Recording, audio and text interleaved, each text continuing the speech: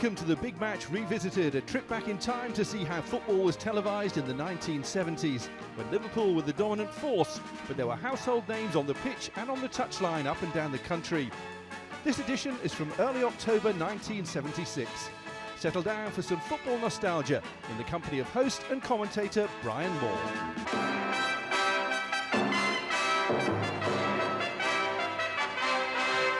Welcome again to the Big Match. Well, those joyous scenes of last weekend surrounding Fulham and George Best that you've just seen again were transformed to scenes of misery yesterday, because yesterday this happened.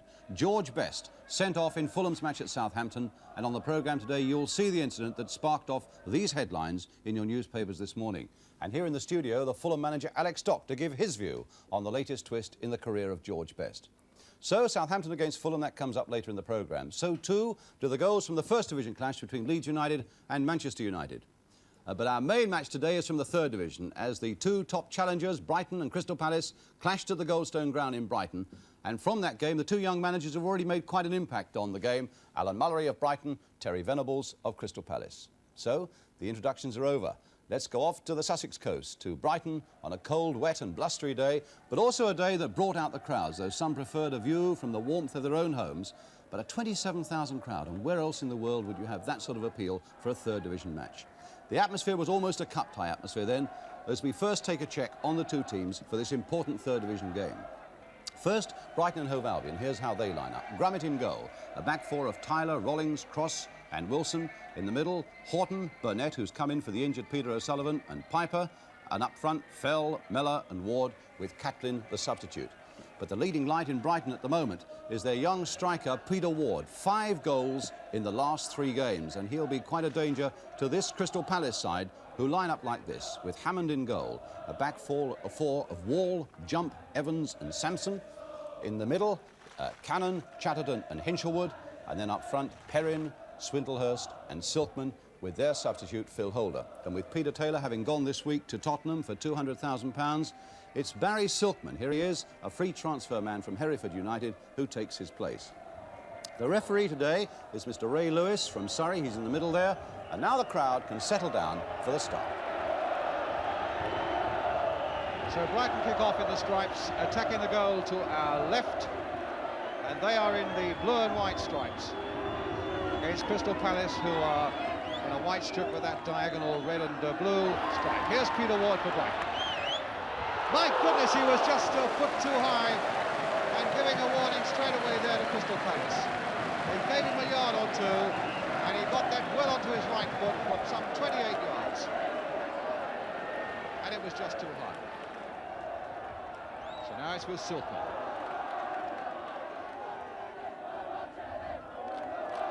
Off it again there towards Perrin, but Piper to Wilson.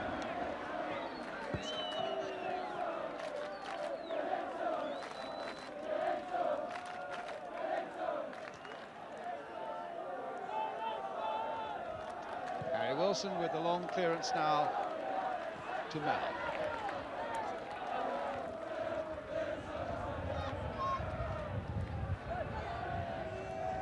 Piper with the throw for Brighton to Ward. Oh, he's gone past Ward again. A bit of tumble there. Oh, and a shot by Piper that somehow Hammond just got a hand to turn it behind for the corner.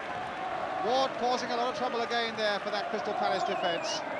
And when he faltered, Piper was there, and the shot was turned away by Hammond. So it's Horton with the corner for Brighton. Played short to Wilson. Horton again hit in first time, this time. And header allowed by Hammond to go behind from Andy Williams.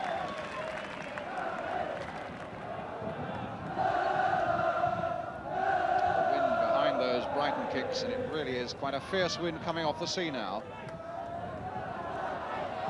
Hinchelwood being chased by Wilson. Goal kick.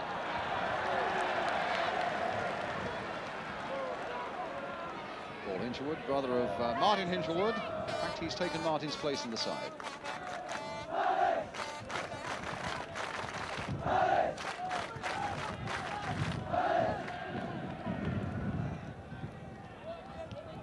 Horton's header. Miller just turning it on. Ward, has he got the acceleration? Well, he accelerated all right, but Hammond spotted that danger in a twinkling. And as Miller put Ward through, Hammond was out very well indeed to smother it.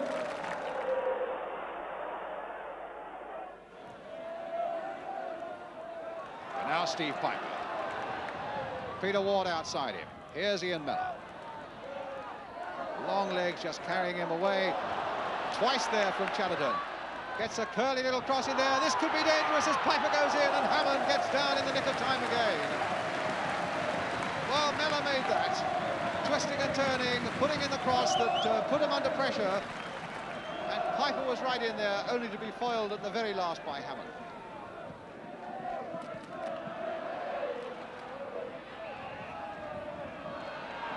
Free kick to Brighton. Taken to the right place.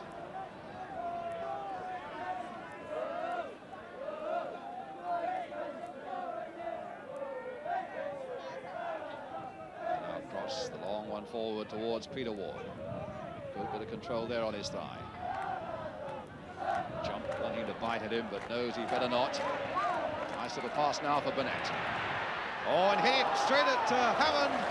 And Hammond had to grab that quickly at the second attempt. Peter Ward went racing in. Good shot from Burnett. A bit of a fumble by Hammond, but he gathered it quickly enough before Ward could get the devastating touch. Now Hinchley.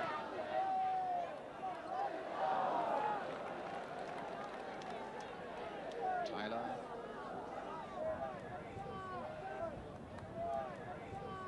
Sanchez header.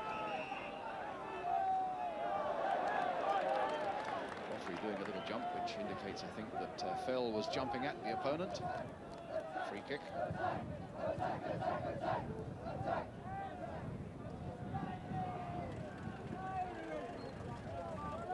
Sanson's long free kick.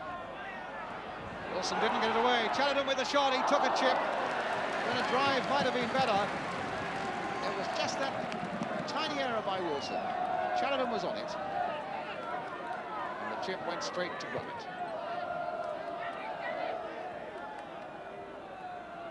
Horton.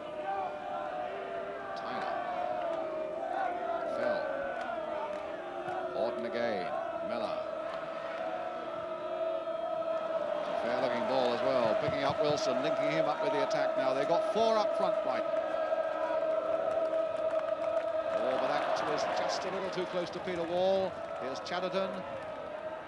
Got Cannon alongside him, but Horton was there and he stumbled and let Jim Cannon go on. Away on the left is Barry Silkman.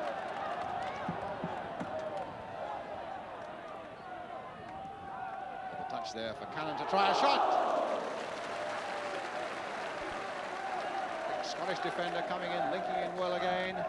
The shot always going just a little too high. Crowd now getting behind Harry Wilson as he goes forward. That ball caught on the wind again. Piper's header now, down for Miller.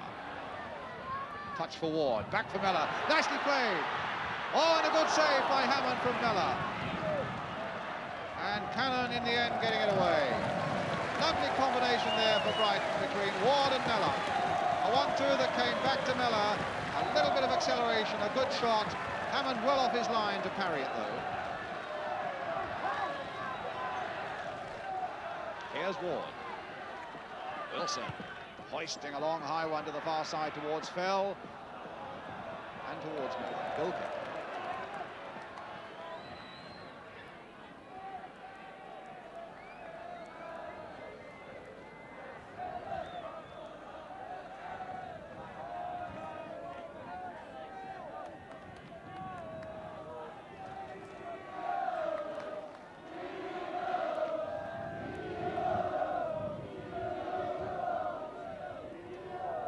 With the header.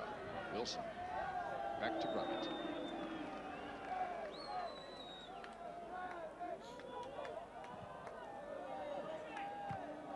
Piper, Horton, nicely directed header there by Brian Horton to Dennis Burnett. Finding a bit of pace there to go past Chatterton. Here's Fell. There's a cross again towards Miller. And it'll come now for Piper to try a shot, and a great save that time by Hammond. Miller got up, and in the end it was knocked back. Tremendous shot there by Piper, but a very, very good save indeed again by Hammond.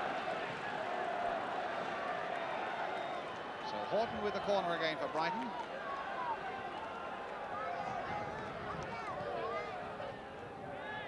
Hammond using his fist well. Burnett trying to return it.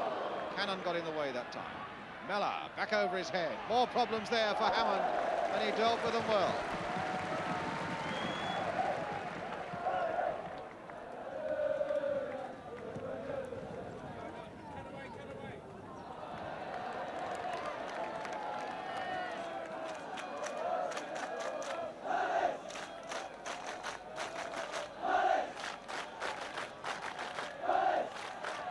Piper with a throw. Ward. Now Wall. Now for Hinchelwood. Silkman in a lot of space over on that left touchline. Swindlehurst waiting in the middle. So too is Perrin. There's Swindlehurst going for the header. Perrin right in there, and he very nearly forced an error out of Harry Wilson there. Now it's Horton to bring it up for Brighton.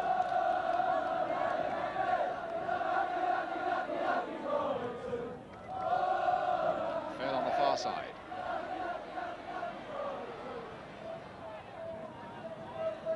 Well, he's got it back to Ward. Oh, and Ward hit the outside of the post. Well, Fell got that back in somehow. Ward reacted to it quicker than anybody else. And turned with a powerful shot. But it's a goal kick.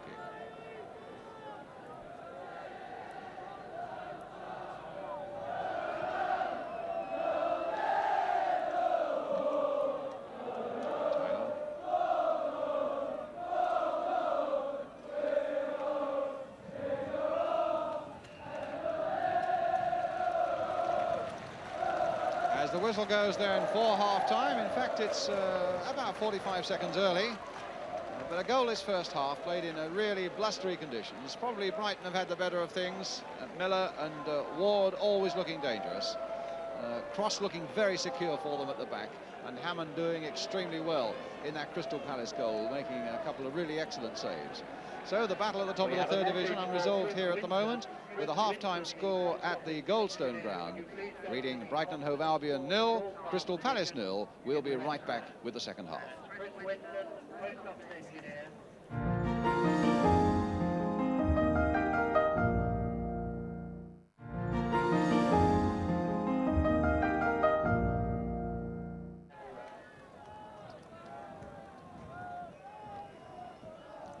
So welcome back to Sussex by the Sea, the start of the second half of this vital third division match. 0-0 between Brighton and Crystal Palace. Ian Evans for Palace. Brighton, in fact, did the double over Palace last season. 1-0 at Selhurst Park, 2-0 here at the Goldstone ground. Here's Steve Perrin. Sheridan coming in fast. Swindlehurst there. Oh, and he's almost dispossessed him. And Cannon with the shot! 1-0 to Palace, Jim Cannon.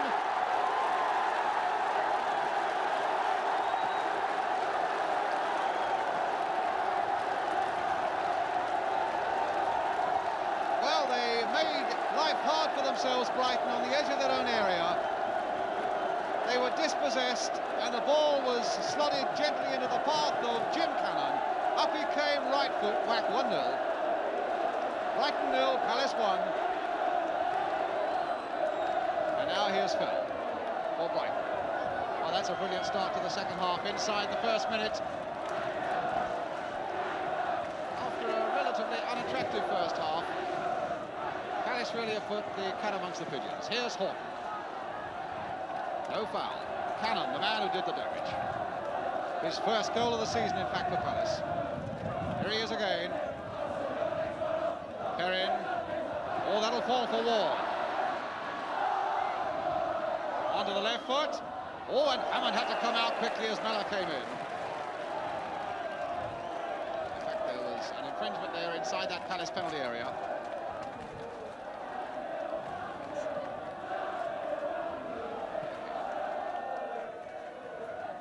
jump by Rollings. Horton. Tyler to Ward. Wilson.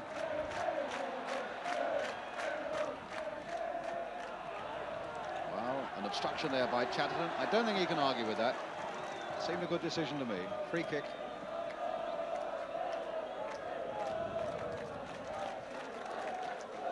And here's Wilson for Brighton. The little chip coming in again. Ward's header. Oh, pushed into his own net, surely, by Sampson. Under pressure from Fell. Brighton want to give it to Jerry Fell. But as that one came across there from Wilson, Hammond got a hand to it, couldn't stop it completely, and it finished up in the back of the net. Brighton 1, Palace 1.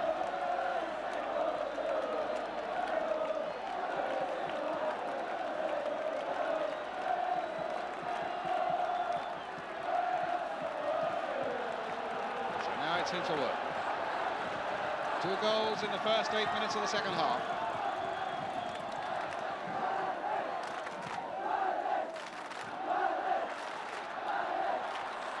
And now Jump turning it back.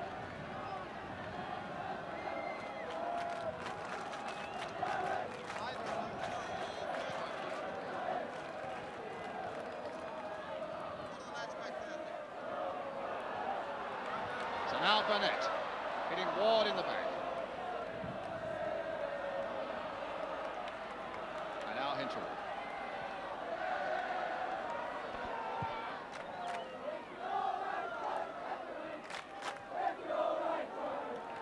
And now Silkman.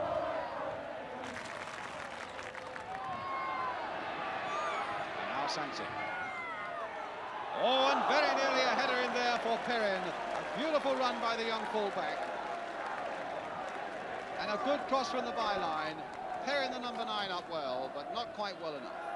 Barry Silkman is coming off, and Phil Holder will be coming on. So Silkman is gone, and Holder is on. There he goes. Palace have slotted Phil Holder into the midfield. They're number 12. Taken off Silkman, slotted in another midfield man. Trying to consolidate the 1 point they've got, and there was Holder going in, committing the foul on Mellor, giving Brighton another free kick.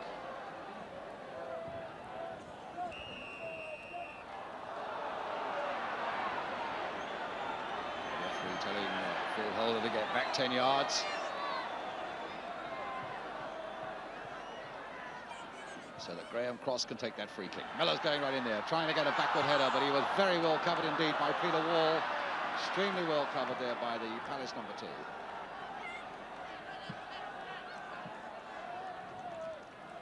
Now Ward. Fell with the cross. Horton's header. Oh, and Hammond had to go diving down. Nice cross there by Fell. And Horton was a yard or 2 inside the box there. Got a good downward header in. And Hammond saved it well.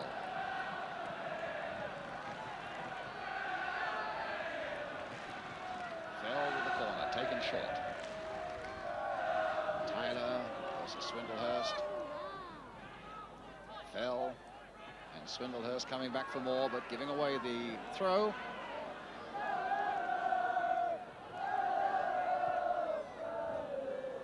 Now Cannon.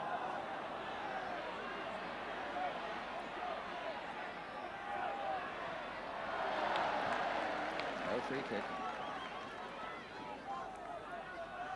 Horton. Piper. Mellor. Turns so well, Ian Mellor. That's a nice ball into the path there of Tyler. Now can Fell get to that one? Well, Sanson was closing him down so quickly. Goal kick. Well, he's down on the bench now. He finds it hard to control himself, I think, in the last quarter of an hour or so up in the director's box. So Alan Muller is in one of them. And his great friend Terry Venables. They were roommates when they were at Tottenham in the other one.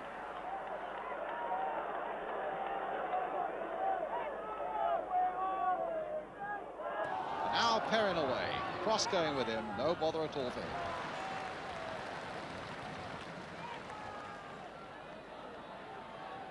Well, as they say, play swung from end to end. And that's just what it's doing now as Wilson takes it up again for Brighton. Miller.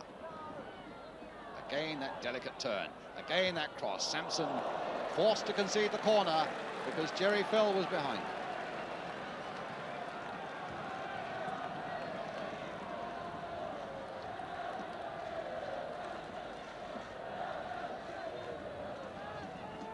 Fell now with that corner for Brighton. Curling in towards Horton. Not away yet. Rollins is right up there and kicked off the line by Peter Wall. Oh, Rollins was right up there as that ball came in and nodded it down without a great deal of power. Hammond couldn't really see it. As well for Palace that Peter Wall did. And Piper with the shot. Charged down again by young Sanson. Oh, Holder gave it away there. Just making life difficult for themselves. Burnett. Well, they're making it difficult for themselves as well. As Chatterton sends a beautiful ball now for Swindlehurst on his way. Grummett backing off, and nobody was up with him, and Rollins had to give away that corner. Tremendous ball, though, by Nicky Chatterton. Beautifully swerving there into the path of David Swindlehurst.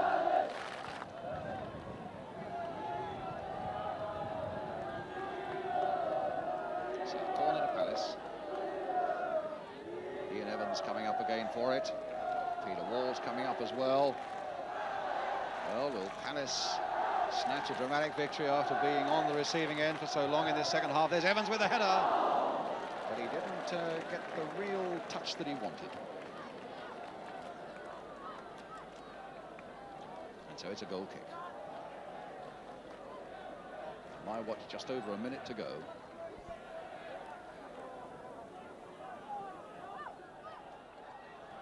Given very little room, but he's trying to make something for himself on the edge of that area. Phil Holder jumping all over him and then belting the ball away where he knows it's safe, and also where it may go for Swindlehurst. Maybe Palace can do something. A tremendous shot by Swindlehurst and a good save. Well, that was Holder's fine clearance. Swindlehurst bounding after it. The angle was difficult, but his shot was an excellent one, matched by the saving of Grummett. Palace's corner. Referee again looking at his watch. Chatterton with it. Hit a bit lower this time.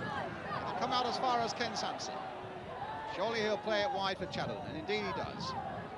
Well into injury time now. Chatterton with that cross again, and Rollins getting it away. Tyler getting it away.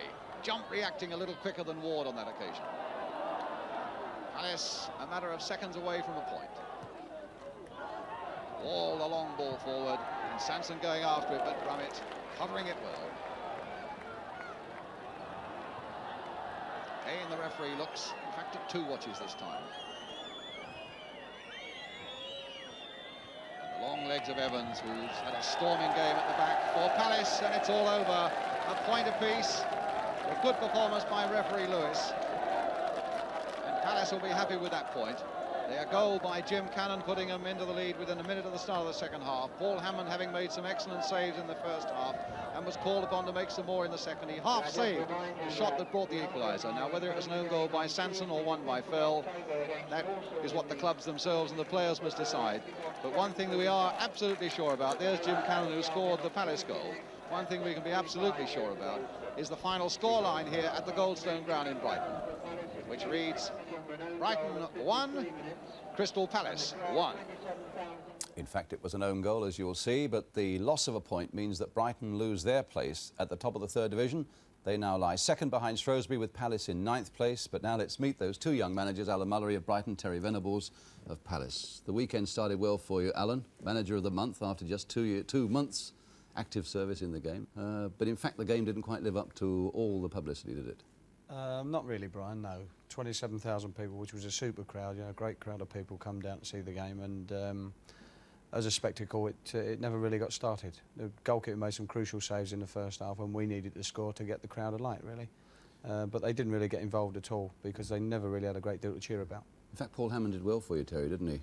I thought we started off and they had one or two chances, and they started off very brightly, and we hadn't come across the boy Ward before. First half, I thought it was a constant danger, but as the game went on, I thought once they knew what he was about, I thought our lads dealt with him very well. Yeah. And the longer it went on, I thought possibly we'd have won it. Once I we thought scored. Big Ian Miller looked a big danger to you in the first half as well. Well, he's a big boy, isn't he? No, I thought he played exceptionally well in the first 20 minutes. He's deceptive. He turns very sharp for such a big guy and keeps the ball very close to him. But again, I thought we dealt with him well in the second half. I don't think he showed so much. Well, you had a brilliant start to the second half with your goal coming, I think, within the first minute. That's right. At the start of the second half. Jim Cannon, let's have a look at this one now. Tell us about this, Terry. Stevie Perrin picks it up there and runs with it, goes towards him, knocks an early ball in on the far side. They get a chance, actually, at Brighton to get it away. It goes to the central defender there, but David Swindlehurst closes him down very fast and just pokes it in there to Jim Cannon, who, on his birthday, celebrates with a neat goal. A bit annoying that for you, Alan, really, because you did have those chances to get it away, didn't you? Basically, Brian, looking at it on quickly yesterday and looking at it again today on television, it seemed to get stuck under Harry Wilson's feet. I think if he'd have had the chance to come on and off it away, then he would have got rid of it. But it got stuck underneath his foot, and as Terry said, the lad got in very quickly and got the ball away from him, and that was the finish of it. The lad finished it off well. But you got back into it relatively quickly with your goal. And again, Peter Ward played a very important part in this, didn't he? Yes, he did, yeah. There's a short, quick free kick from Dennis Burnett to Harry Wilson. He chips a beautiful ball into the near post where Peter Ward's on his back, and he gets a slight touch, and it goes it goes to the goalkeeper's left-hand side very quickly, and the boy Sanson can't really get out of the way of it on his way in. I think if he'd have missed it, Jerry Fell would have still scored. Great apprenticeship you've both had, really. I mean, you've played and worked under great managers, Terry under Bill Nicholson, of course, at Tottenham, for example, and indeed with Malcolm at Crystal Palace, and Alan with Bill Nicholson, and with our other guest today here, Alex Stock at Fulham. That must stand you in very good stead, I would think, the pair of you, mustn't it? Yeah, obviously. But then again, everybody else serves under many managers. It's still up to you in the end to deal with the situations yourself. Something to serve under good managers, though, surely. Oh yeah, I mean, if you're successful, that's a cert. You know, you've got to learn from the things. I mean, the gaffer here, when I was under him, you know, he took a second division side to Wembley, so you've got to learn the good things about it. Yeah, but surely you still learn just as much from mistakes, and I think most people observe that. And players that are now under myself and Alan will learn the same from us, good things and bad things alike. Yeah. Let's hope we don't make too many mistakes. That's the thing, you know, as everybody does. You know, well, let's hope we don't make big ones. Everybody keeps talking about sort of looking for pioneers in the game to give it a fresh impetus with some good attacking and entertaining football. Are you the sort of forerunners of that, do you see? Do you see yourself in that line? I think there's a spate now of young managers in the game, isn't there? You know, Alex Stock and Terry and I. But there is a spate of young managers who basically, new tactics, new training methods, everything that comes into it now, perhaps it may, I'm not saying revolutionise the game, but it may be good for the game. Yeah. Do you find any fear, or are you worried about Saturdays coming around? No, not at all. I've got a great confidence in all the setup we've got at our club, and I think in the end it'll come right by doing the right things. We had a little setback earlier. We lost 3 games, but we all believed it was just a setback for the time being, and we'd get over it, which I think we have done. I think on both our parts, and any manager that goes in a game, as Alec would say, you've got to have confidence in your own ability, and you've got to, you know, all times play on this part. If you ever have doubts about your confidence, then you've got problems, haven't you? Can I just say one little thing? Dissent is the big story of the week with the George Best affair. You weren't there, so and neither was I. But what is your view, Terry, first of all, very briefly on dissent? Well, obviously we know it's you know, they shouldn't show dissent, players, but I feel there's worse things than that. It depends on the man management of the referee. The referee, if they can take it, and if it's said between the two, nobody knows about it anyway unless he makes a big fuss of it. If a player is throwing his arms about, and I think in that case, yeah. But in the main, I think swearing is something that goes on between men when they're on their own, and I think referees in the main act on it worse because it's personal, because it's directed at them, which, you know, they don't like. Some men can take it and some can't. A very quick word, Alan, on that. No, I'm inclined to agree with everything Terry said, Brian. The only thing is I don't like my players getting done for dissent because the total just mounts and mounts and mounts. And in the end, if you've got 100 points, you have to go and see the Football League about it, which is a problem. Yeah. You know, I've got posh in here. Nice to see you both happy after that battle yesterday, and a point apiece. Thanks for coming in today, Terry Venables and Alan Mullery.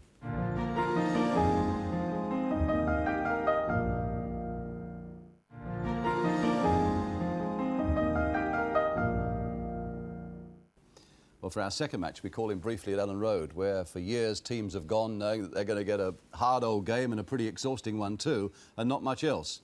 Well, it seems times are changing. Leeds have won only one First Division match this season, and when they met Manchester United yesterday, the game was covered by Yorkshire Television. Commentator Nigel King with Leeds in white. Towards Clark, off Clark's head.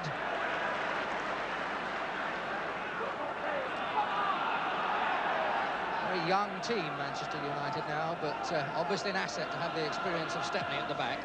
That was Houston for McElroy, picked up by Macari. McElroy again, out for Coppell. McElroy in the middle, Pearson at the far post. That's McQueen's head, and that shot from Daly. The shot from Daly puts Manchester United straight into the lead, and that really is the one thing that Leeds could have done without, an early goal. A beautiful cross in from that wing, back out again to the foot of Daly, and straight into the back of the net. Clark is ahead.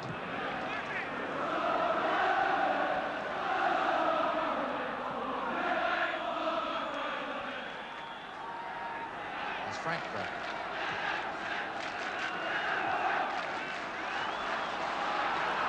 So now for Curry. Straight through to Houston. Hill now with McElroy alongside him. McElroy's on his left. Pearson's in the middle. Taking it through on his own.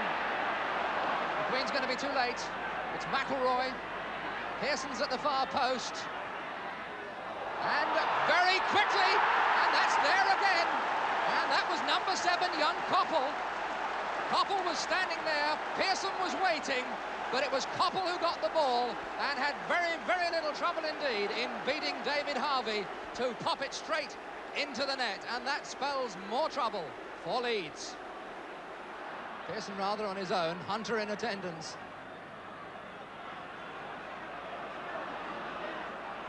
Pearson's knee doesn't look too bad there. Macari now. Not a bad one for Gray to pick up. Now here come Leeds United. Tony Curry is in the middle. Alan Clark is on the left wing. Joe Jordan is on the right. Jordan who gets it.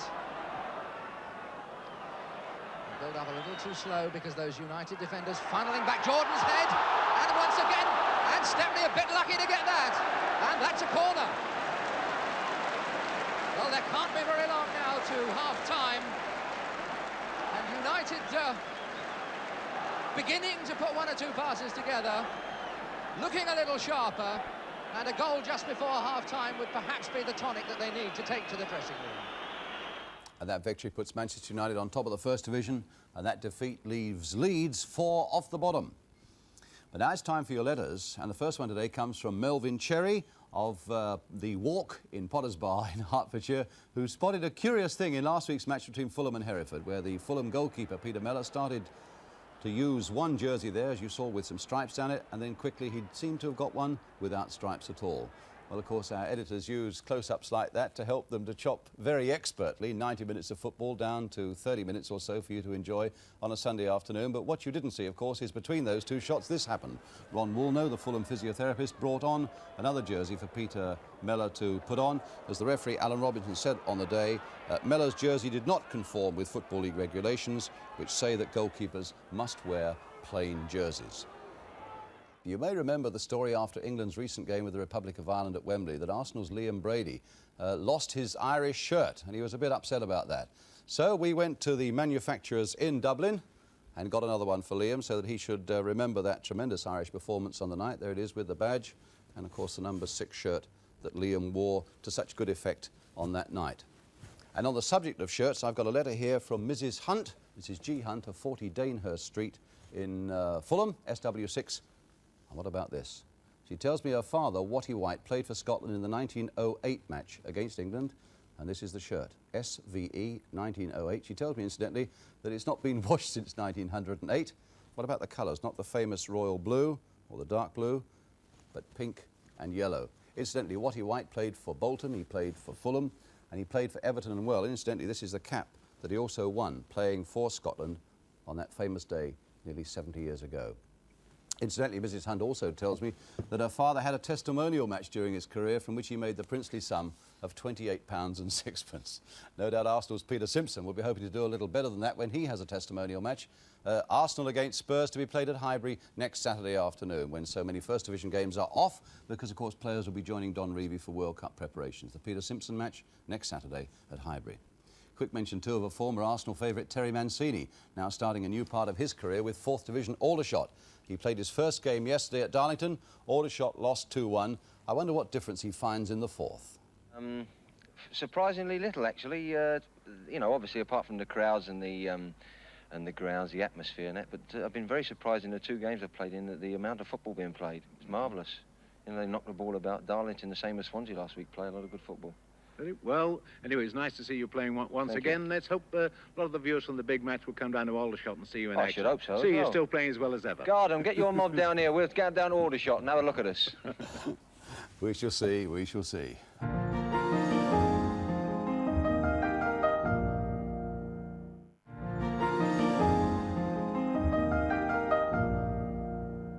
Now it's the 3rd match, though. Let's have some more action.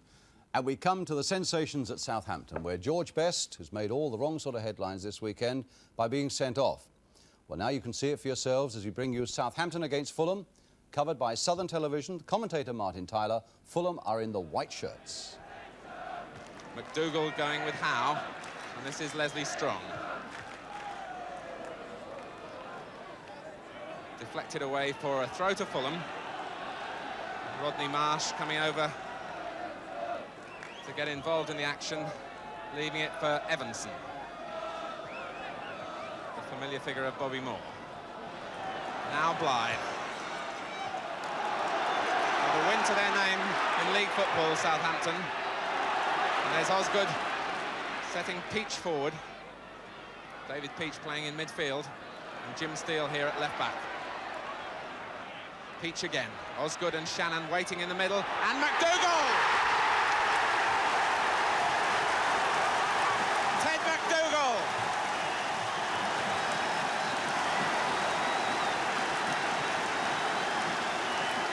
Jubilation from the new signing, and that's what he's been brought to do. The build-up down the left-hand side, the ball reaching David Peach, an accurate cross, and McDougall towards the near post, unmarked, getting in a perfect header, and Southampton go in front in the 2nd minute. Bullivant. Mitchell forever chasing willingly.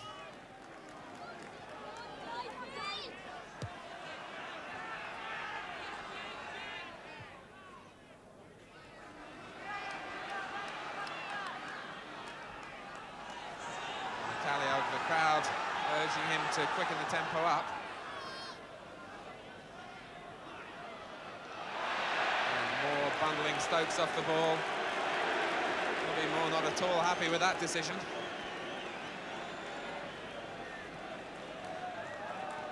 And Blythe's made an early run forward. Will it come to Mel Blythe? It will!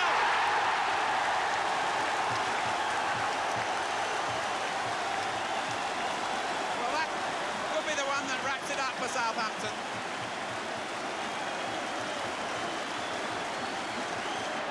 And it looks to me as though we've got a sensation on the far side. Bobby Moore had been in trouble with the referee. He'd been talking to him several times throughout the game.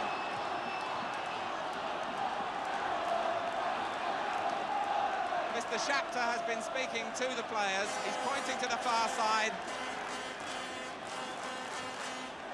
He produced what looked like a card from his pocket.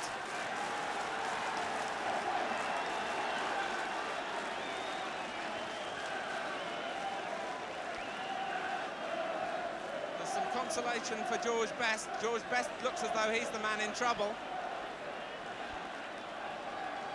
George Best is continuing his walk towards this side of the field.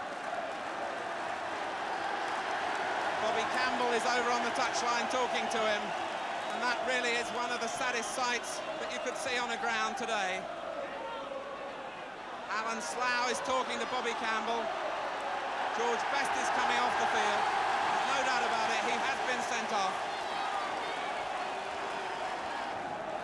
A Fulham kick-off, and that sums up what Rodney Marsh thinks about it.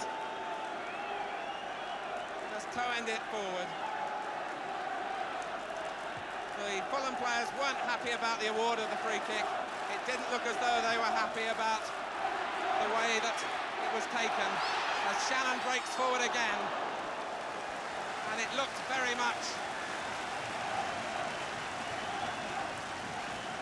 as though all the dissent, all the problem came after Mel Blythe had headed Southampton into a 2-0 lead. The referee spoke to several players.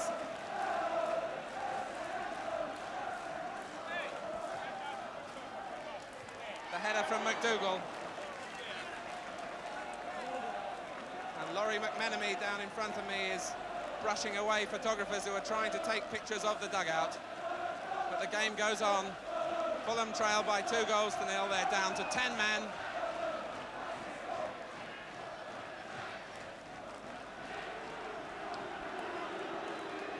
Boos go up for Rodney Marsh.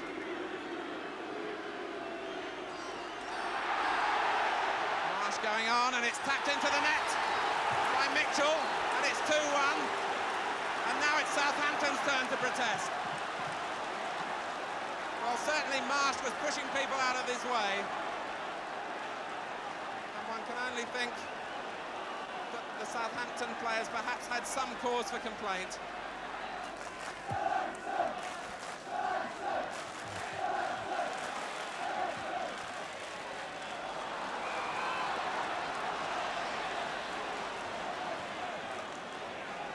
So another free kick. And Blythe, his appetite whetted, has gone forward again.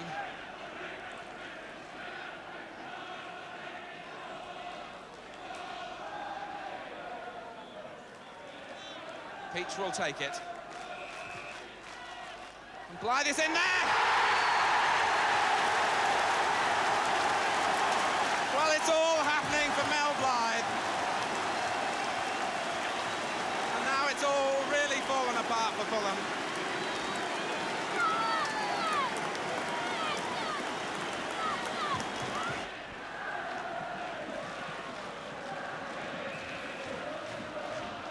Moore in with another free kick. Howe with another header. This time behind.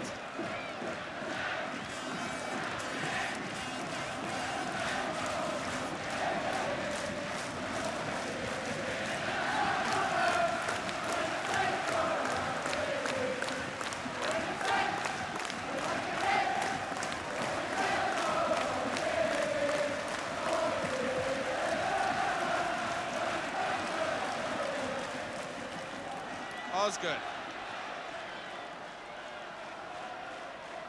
Getting it back from Shannon. Well, it's going to take a great deal of resolve for Fulham to keep their composure now. In for McDougall, is it 4? No!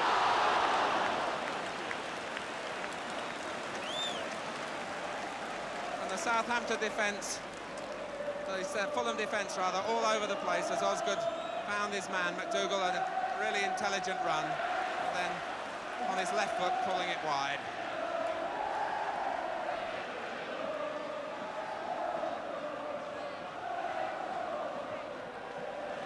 Peach and Southampton sensing now they really can run riot. Osgood for Peach again, back for Osgood. Slough struggling to get there. Just toe-ended. Stokes back for Shannon.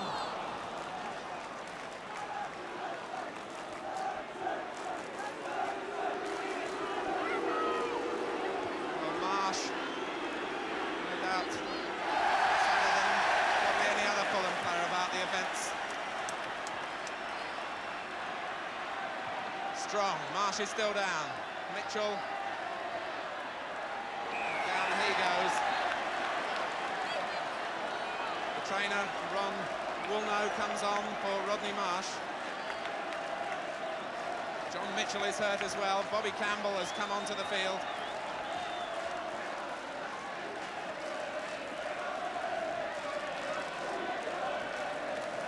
As the substitution takes place, Tyrone James comes on. Rodney Marsh, who's already gone off.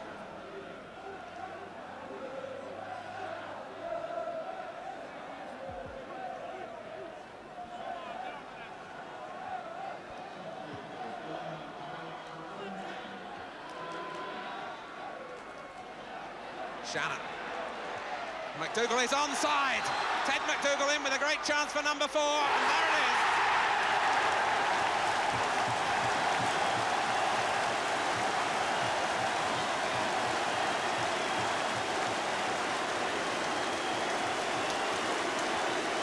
Well, he's played cat and mouse with the offside trap all afternoon, but with Fulham now losing their organisation at the back, Mike Shannon set him free. McDougall, a man you really fancy in such a situation, and as Mellor came out, he tucked it away, 4-1.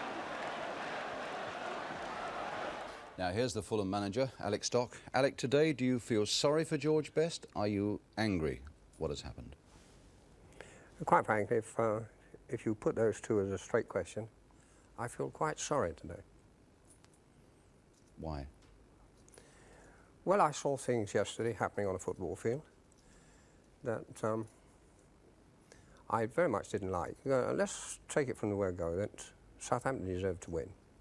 We weren't exactly at our best, but there were things happening that, you know, curled my stomach up a bit. What sort of things are they? Well, I saw tackling going on that I didn't like at all.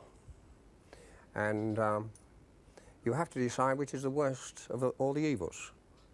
Whether it's violent tackling that is disregarded, and you've got it on film, so show it to the world, by all means, or whether it's dissent. Some Southampton tackling you're talking about there, are you?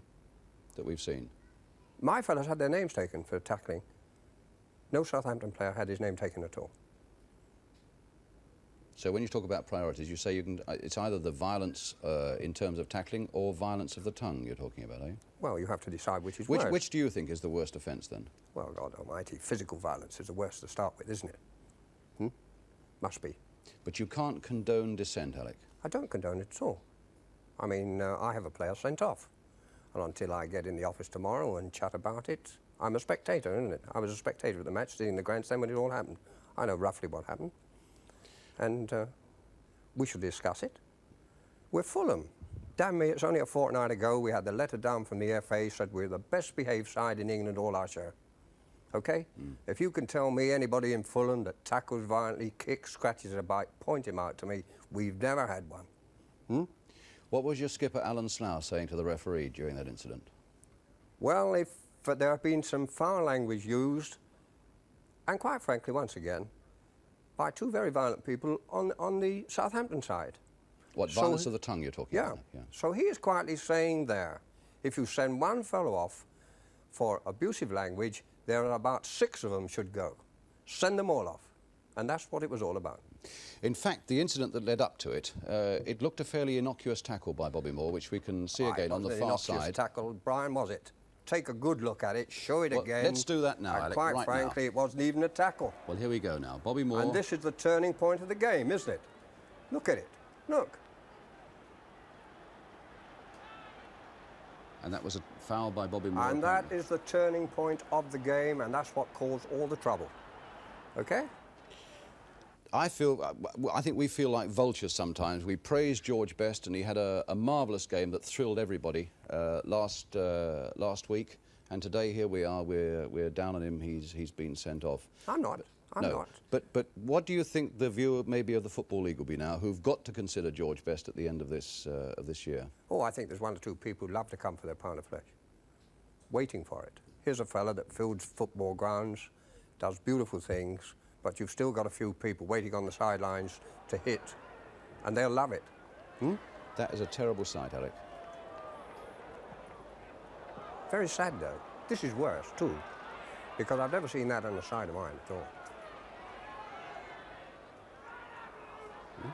So George Best goes off, and I think we all feel very sorry about it today, Alec, and let's hope that the priorities do get right, that violence in terms of tackling is punished just as much as violence of the tongue as well. Alec Stock, thank you very much for coming in today.